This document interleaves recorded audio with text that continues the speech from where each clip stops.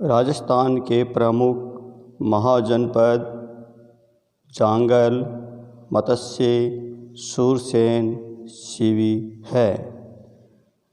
बिंदुसार के समय आए यूनानी राजदूत का नाम डायमेकस था। पुराणों में अशोक का नाम अशोकवर्धन मिलता है।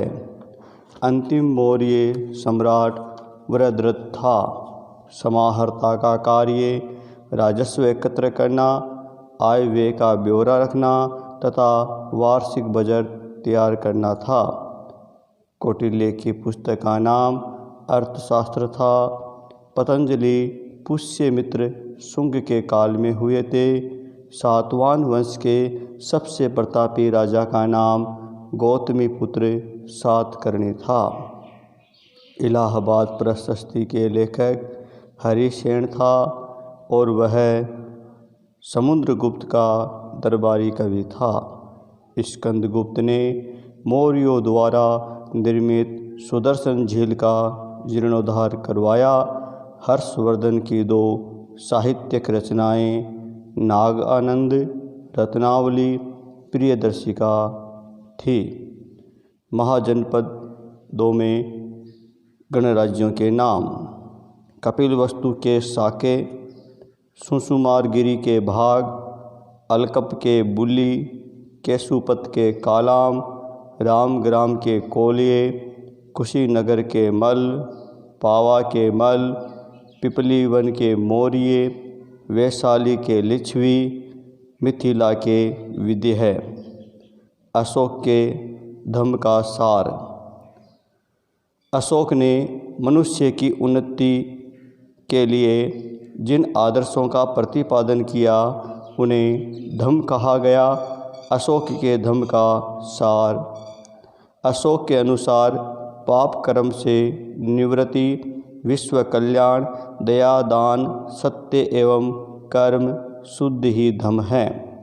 साधु स्वभाव, कल्याणकारी कार्यवता, पाप रहित होना, व्यवहार में मृदुता एवं दया भाव, शुचिता रखना, प्राणियों का वध न करना, माता पिता व अन्य बड़ों की आज्ञा मानना, गुरुजनों के प्रति आदर, मित्रों, परिचितों, संबंधियों, ब्राह्मणों, ब्राह्मणों के प्रति दानशील होना व उचित व्यवहार करना धम्म की आवश्यक शर्तें।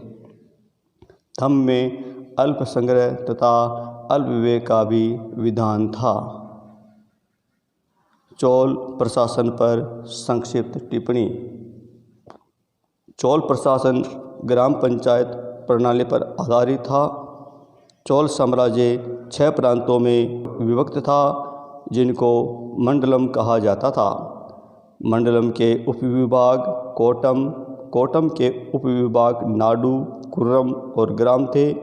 नाडु की सभा को नाटर और नगर की श्रेणियों को नगरतार कहा जाता था। गांव के प्रतिनिधि प्रतिवर्ष नियमित निर्वाचित होते थे। भूमि की उपज का 1/6 भाग सरकार को लगान के रूप में मिलता था। चोल राजाओं के पास एक विशाल स्थल सेना के साथ साथ मजबूत जहाजी बेड़ा भी था। चोल राजाओं ने सिंचाई की बड़ी बड़ी योजनाएं पूरी की। कनिष्क का योगदान: कनिष्क कुषाण वंश का सबसे महान शासक था। वह 78 ईस्वी में गद्दी पर बैठा। उसने 78 ईस्वी में शक संवत चलाया। कनिष्क ने कश्मीर को जीतकर वहाँ कनिष्कपुर नामक नगर बसाया।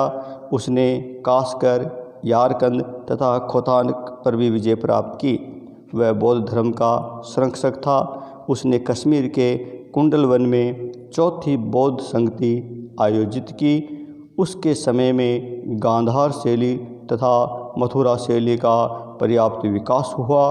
कनिष्क साहित्य तथा कला का संरक्षक था। उसके दरबार में अश्वघोष, वसुमित्र, नागार्जुन, चरक, मातंग, दिवाकर, पाशर्व जैसे उच्च कोटि के विद्वान रहते थे। उसके समय में बौद्ध धर्म की महायान शाखा का उदय हुआ।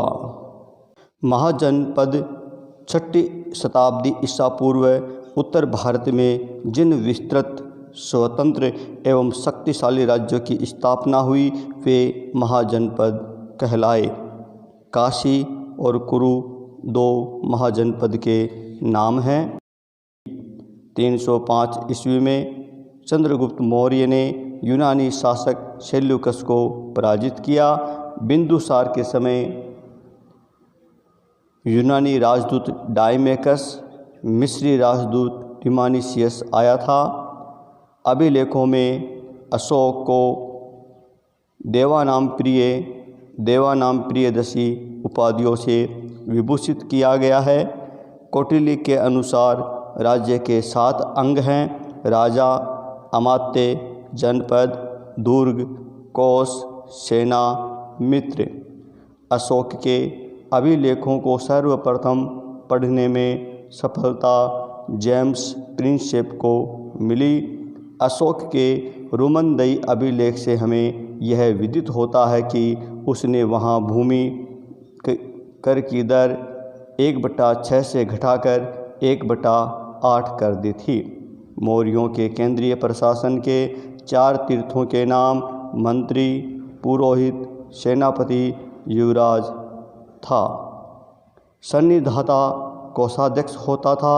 उसके कार्य थे साम्राज्य के विभिन्न भागों में कोषागार तथा अन्नागार बनवाना। मेगस्थनीस के अनुसार समाज 7 जातियों में बंटा हुआ था: दार्शनिक, किसान, पशुपालक या शिकारी, कारीगर या शिल्पी, सैनिक, निरीक्षक, सभासद, अन्य शासक वर्ग में विभक्त था। 185 ईसा पूर्व में पुष्यमित्र शुंग ने शुंग वंश की स्थापना की थी। सातवाहन वंश की स्थापना शिमुक नामक व्यक्ति ने लगभग 60 ईसा पूर्व में की थी। कार्ले का चैत्य सातवाहन शासकों ने बनवाया था। चैत्य एक लंबा हॉल होता है जो अनेक स्तंभों पर टिका होता है। ये बौद्धों के पूजा स्थल होते थे। गुप्त वंश के समुद्रगुप्त को भारत का नेपोलियन कहा जाता है। शक विजय के पश्चात चंद्रगुप्त द्वितीय ने विक्रमादित्य की उपाधि धारण की।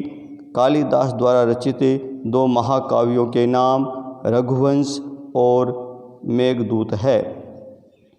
मत्स्यकटिकम के रचयिता शूद्रक तथा मुद्रा राक्षस के रचयिता विशाख दत्त थे।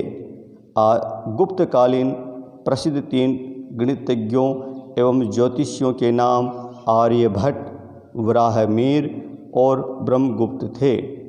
दशमलव प्रणाली का आविष्कार गुप्त काल में हुआ। गुप्तकालीन धातु विज्ञान के 2 उदाहरण महरौली दिल्ली में स्थित लोह स्तंभ, सुल्तानगंज स्थित 7.5 फुट ऊंची बुद्ध की तांबे की मूर्ति। द्वारा रचित 2 ग्रंथों के नाम हर्षचरित और कादम्बरी है।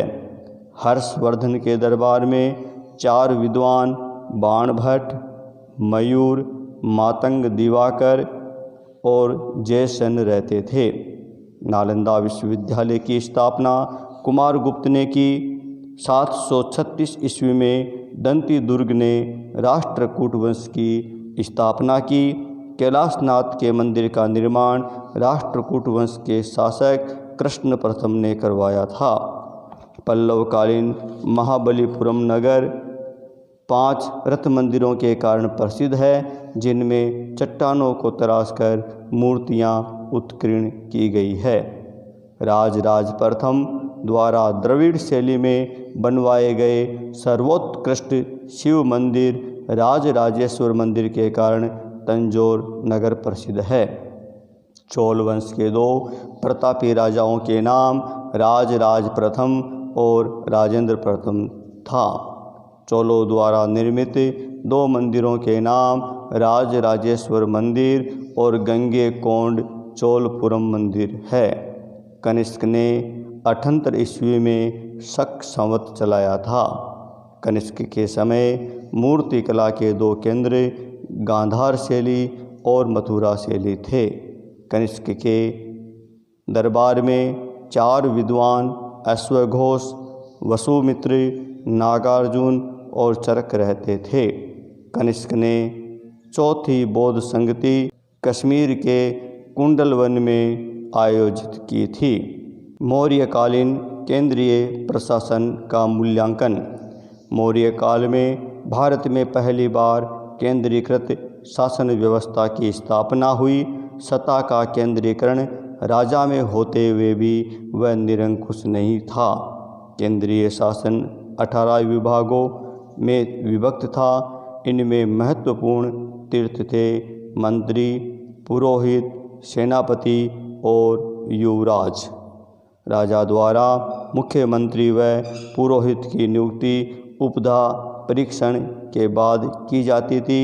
ये लोग मंत्रिमंडल के अंतरंग सदस्य थे। मंत्रिमंडल के अतिरिक्त मंत्रिपरिषद भी थी। इस प्रकार केंद्रीय प्रशासन पूर्णतः व्यवस्थित था। धम्म महामात्र के कार्य।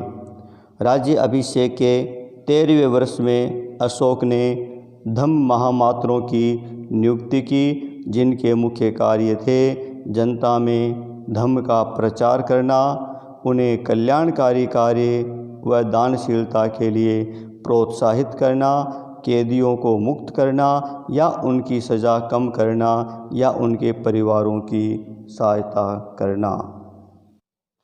हूणों का परिचय। भारत पर शक और कुषाण के बाद हूणों का भारत पर पहला आक्रमण 458 ईस्वी में हुआ।